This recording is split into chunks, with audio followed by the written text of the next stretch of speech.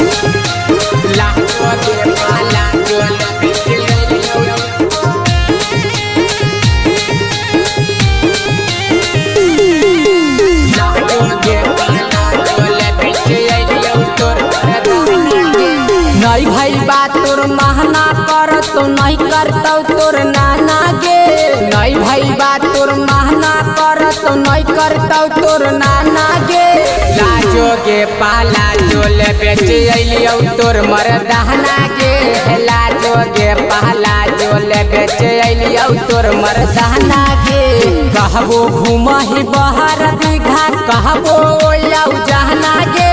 कहबो घुमहि बहर दीघा कहबो ओयाउ जाना गे लाजो के पाला जोल बेच अइलियो तोर मरदाना गे लाजो के पाला जोल बेच अइलियो तोर मरदाना गे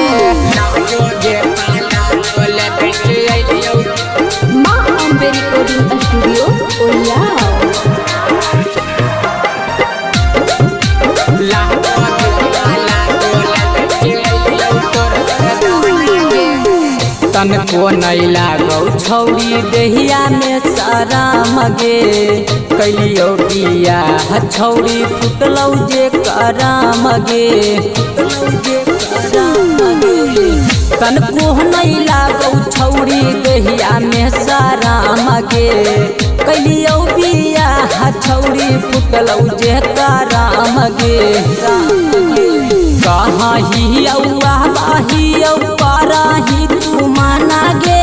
कही औआ बहियौ करही तू माना गे लाजो गे पाला जोल बेच अइलियो तोर मरदाना गे लाजो गे पाला जोल बेच अइलियो तोर मरदाना गे लाजो गे पाला जोल बेच अइलियो मिक्स बाय बाबा स्टार बाबा स्टार। लाखों के पाला जोल बेच अइलियो तोर मरदाना गे राइटर साजना हमासे कह रहन तू भेट गे लागौ कियो कहरे से हनी काना से टगे हनी काना से टगे राइटर साजना हमासे कह रहनी भेट गे